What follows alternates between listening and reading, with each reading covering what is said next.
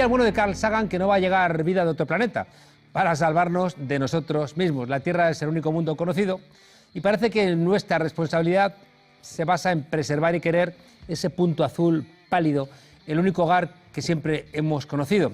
Por eso es urgente trabajar por una transformación en el modelo energético, hacia un sistema más eficiente y apostar por energías renovables y también que contaminemos lo que somos y no pase como, no sé, como Estados Unidos, que siendo el 5% de la población emite el 25% de las emisiones de CO2. Se trata de permitir vidas dignas hoy y mañana y en todos los países, y para ello también parece urgente apostar por tener presencia contra la pobreza energética, pensar que la bajada de los precios de la luz permite esa vida digna y que regalar los sectores estratégicos españoles a, no sé, a fondos buitres que solamente miran por mostrar, ¿no?, beneficios a 3 meses, no nos sirve. El invitado de hoy lleva 15 años trabajando en esta dirección. Es ingeniero industrial, es experto en energía y promotor de proyectos como Adiós Petróleo, que buscan avanzar hacia un aumento de la sostenibilidad de la tierra y de la vida, que no nos comamos en 100 años, lo que ha costado millones de años en formarse. Jorge Morales de Labra, ¿cómo estás? Buenas noches por venir aquí. Buenas noches, Juan Carlos. A la frontera. Carlos, ¿qué vamos a hacer si tenemos la sensación de que estamos, Jorge, de que estamos vendidos a las eléctricas? Me dejas primero que te haga una pequeña precisión, sí, porque has hecho antes una referencia a 600.000 personas y has dicho de orgullo gay. Es orgullo... 700.000. Sí, pero era orgullo LGTBI. Sí. Pero digo por concretar que el orgullo es algo más que orgullo gay. Que hay mucha gente transexual, bisexual, intersexual, que también están en esa concentración. Así como el día se llama el Día del Orgullo Gay, se ha quedado un poco ahí como la... Se ha quedado un poquito antiguo, por eso razón. te lo digo. Oye, precisemos que ahí hay mucha gente... Me parece desde aquello creo que un programa como este debe precisar en este Me parece sentido. Absolutamente correcto. Bien, Jorge, volvamos a la otra parte, volvamos ¿no? a la otra, ¿no? Estamos energía, vendidos, ¿no?, a las eléctricas. Bueno, yo creo que lo que pasa es que efectivamente tenemos un sistema energético en todo el mundo, no solamente en España, concentrado, muy concentrado, es lo que se llama un oligopolio, donde hay unas pocas empresas que son las que mandan, las que dirigen el cotarro. Y es verdad que aunque aquí haya apariencia de competencia, es solamente eso, apariencia, ¿no? O sea, efectivamente, las leyes, por mucho que se diseñen desde unos ámbitos liberales de que hay competencia entre ellas, al final son leyes que están hechas por y para esas empresas, esas grandes empresas. ¿Hay competencia en Portugal, hay competencia en Francia, hay competencia en Italia, en Alemania? No, hay muy poquita competencia y realmente la única competencia, entre comillas, que puede haber es precisamente la que deriva de las energías renovables. Y por eso aquí hay algo muy importante. No va a dar igual cómo se haga esa transformación. O sea, el mundo está cambiando desde el punto de vista energético y es algo muy relevante porque no es un sector que acostumbre a cambiar, es un sector que lleva 200 años prácticamente haciendo lo mismo y, claro, está cambiando de una forma muy rápida. ¿Por qué? Por una razón muy sencilla. En los últimos 5 años, solamente los 5 años, ha ocurrido algo que nadie esperaba, que es que resulta que producir electricidad con el sol y con el viento es mucho más barato que hacerlo quemando carbón, quemando gas, ya no digamos fisionando uranio en una central nuclear, ¿no? Entonces, claro, esto, al ser más barato, está cambiando la economía de todos los países, ¿vale?, que tienen, bueno, pues una fuerte dependencia en la energía, como es que el caso de España, ¿no?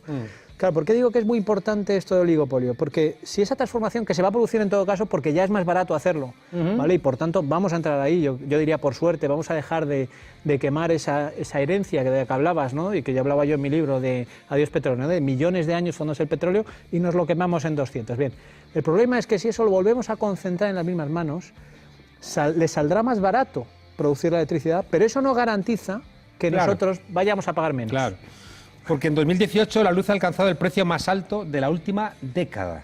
Claro, y fíjate, 2018, que ha sido un año hidrológicamente muy bueno, estamos hablando ahora de España, hidrológicamente muy bueno, ¿y esto qué quiere decir? Muy sencillo. Los embalses, aquellos embalses que algunos son incluso anteriores al 36, ¿verdad? O sea, de la época de la República. Bien, esos embalses en España han producido casi el doble de electricidad que en el año anterior, que en 2017, casi el doble. ¿Vale? Me acuerdo que cuando salía el expresidente Mariano Rajoy en enero de 2017, que se disparó la luz, lo recordarán los telespectadores. La sequía. Sí, él salió diciendo, no se preocupen, que en cuanto llueve esto va a caer otra vez. Yo le llamé presidente chamán, en aquel momento, ¿no?, porque dependía un poquito de la meteorología. Bien, algo de razón tenía en el fondo, es decir, va a costar mucho menos la electricidad producida con una central hidroeléctrica, con el agua de un pantano, que hacerlo quemando gas o quemando carbón. Eso es evidente que cueste menos. Ahora, el hecho objetivo del año pasado es que, a pesar de que les ha costado menos a las eléctricas producir la electricidad, a nosotros nos la han vendido más cara. Y ha subido más que el índice de precios al consumo, ha subido más que el salario mínimo, ha subido más un 3%, muy por encima, desde luego, de esos niveles. Y sobre todo, insisto, teniendo que haber bajado, que es lo más grave. O sea, es decir, cuando uno se lee la ley del sector eléctrico, es que parece, claro, que es que aquí hay una competencia perfecta. La pregunta es, ¿por qué cuando llueve no baja, cuando sí llueve tampoco baja? Porque no hay suficiente competencia, sencillamente. Claro. Porque el legislador ha creado un sistema, una ley del sector eléctrico que presupone que hay competencia, entonces dice a las empresas, bueno, pues oferten ustedes al precio que quieran. El precio de la más cara, de todas las ofertas que llegan en una hora, el día, el de la más cara de todas ellas, que es necesaria para satisfacer la demanda, es la que fija el precio de todos los demás. Es lo que se llama un sistema marginalista, ¿no? Bien, los sistemas marginalistas funcionan cuando hay una competencia próxima a la perfección. Claro. Cuando lo que ocurre es que hay unas pocas empresas que tienen concentrada una tecnología en la que no se puede entrar a competir, por ejemplo la hidroeléctrica, ¿vale? Es imposible que haya un precio justo, ¿vale? Que es lo que ha ocurrido el año pasado. Yo decía, yo creo que de una forma muy gráfica, nos estaban vendiendo agua, lo siguen haciendo, nos están vendiendo agua a precio de cava. Oye, y supongo que esa misma falta de competencia, que se traduce de alguna manera en impunidad, es también lo que explica que no tengan la más mínima responsabilidad social estas empresas. Bueno, realmente es algo llamativo. Yo lo he dicho muchas veces, ¿no?, con el tema del bono social, ¿no? Mira, el bono social es claramente defectuoso, es la única ayuda que hay en España para algo que es un drama, ¿no? En España, que cerca del 11% de la población está en situación de pobreza energética, es decir, que no pueda mantener la temperatura de su casa a un nivel digno. Bien, pues la única ayuda que hay, ya digo, es el bono social en la electricidad, hasta ahora. Veremos si este año, vamos a ver lo que pasa con los presupuestos generales del Estado, si finalmente se pone en marcha el bono calefacción que se aprobó a final del año pasado, ¿no? Pero a día de hoy, lo único que hay es una ayuda que puede llegar hasta el 40%, en el mejor de los casos, en la factura de luz. Bien, esa ayuda son del orden de 200 millones de euros anuales en el año en el que más ha supuesto, ¿vale? Las eléctricas, desde que se creó en 2009 hasta ahora, la han recurrido siempre, y casi siempre la han ganado en el Tribunal Supremo. Yo, lo primero que les he dicho, se lo he dicho a los propios directivos de las eléctricas, porque lo que digo aquí, lo digo al resto de televisiones, se lo digo a ellos también cuando me reúno con ellos. No lo entiendo. Empresas que ganan al año 7.000 millones de euros, que son las 5 grandes, 7.000 millones de euros, que no puedan ponerse de acuerdo entre ellas para destinar 200 millones de euros. ¿Por qué crees que es así?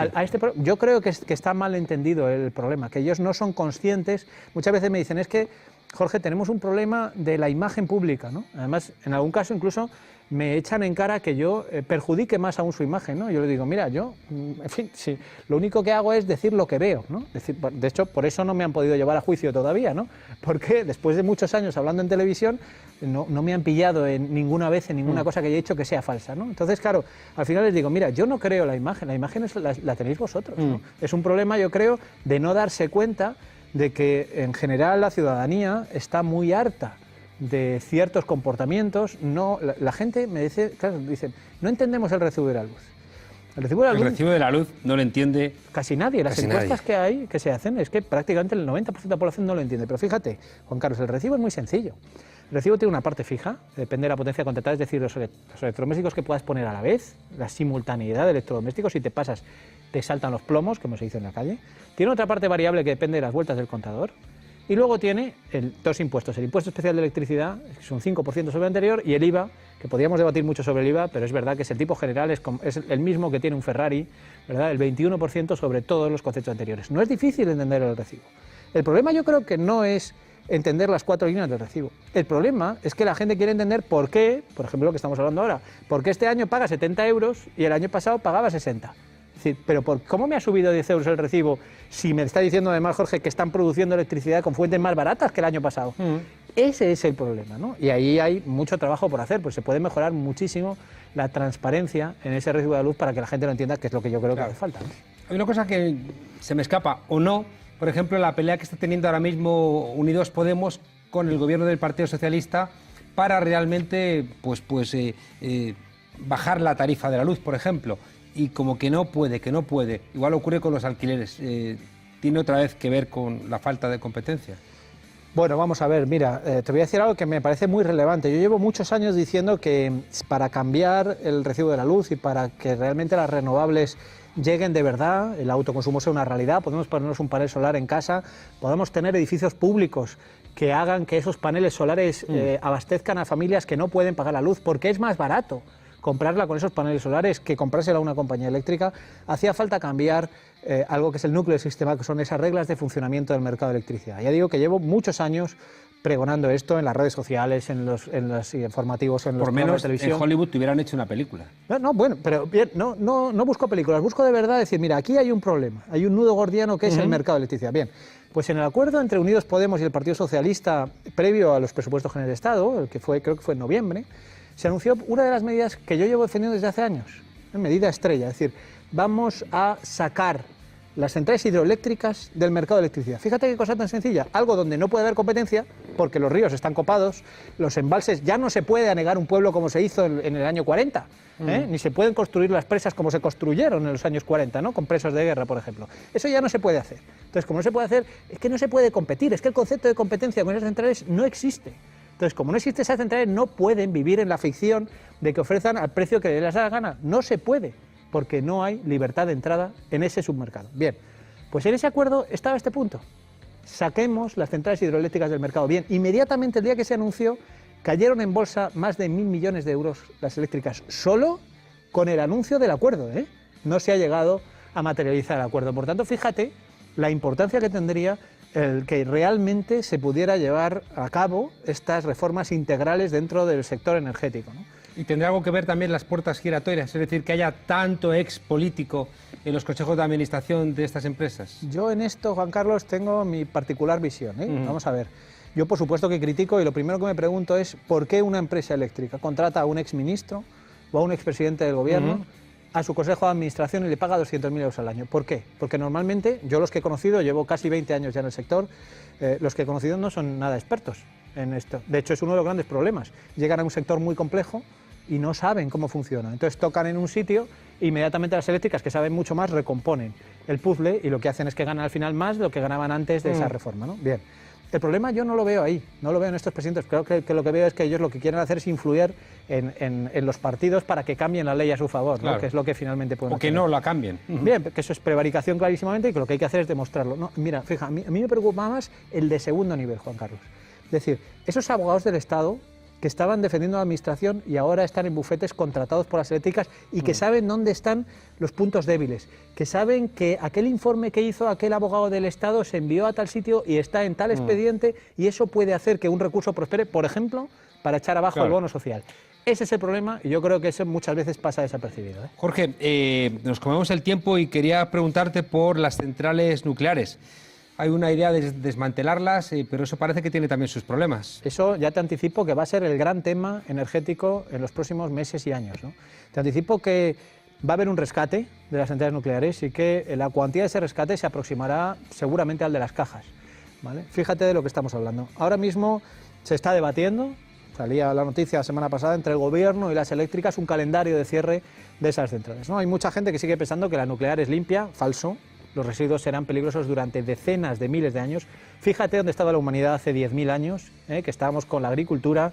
Pues nosotros le vamos a dejar basura nuclear a generaciones dentro de 10.000 años. Esto es un problemón, incuantificable el coste que nos va a suponer eso, bien. Pero además es que hay que desmantelar las centrales actuales, eso hay que desmontarlo, bien. La empresa pública que se ocupa de eso, que se llama Enresa, ha estimado, subrayo estimado, en 15.000 millones de euros lo que va a costar el desmantelamiento. Ajá. Y hay un fondo para pagar eso. ¿Sabes cuánto tiene el fondo? ¿Cuánto dinero tiene? Pues será un tercio como mucho. 5.000 millones, exactamente. Claro. Y esa es una estimación, ¿vale? Lo que auguramos, vamos a ver lo que dice Enresa en los próximos meses, porque el gobierno le ha pedido un informe sobre esto, es que eso va a ser mucho más de 15.000 millones de euros el desmantelamiento. Y ojo, queda después, durante 10.000 años, la gestión de los residuos, ¿no? Por tanto, ahí va a haber un dinero que hay que pagar y que todo apunta a que lo va a tener que pagar una empresa pública, es decir, lo vamos a pagar entre todos los que estamos aquí y los que están al otro lado del televisor. Las medidas de Ada Colau en Barcelona de crear la eléctrica pública más grande, ¿puede ir en una dirección correcta? Yo creo que hay cosas muy interesantes, hay otras que no son tan novedosas. O sea, a mí me parece que la empresa pública se dedique a vender energía, a competir con las eléctricas en su mercado, no es muy relevante en la medida en la que le sigan comprando energía a las propias eléctricas.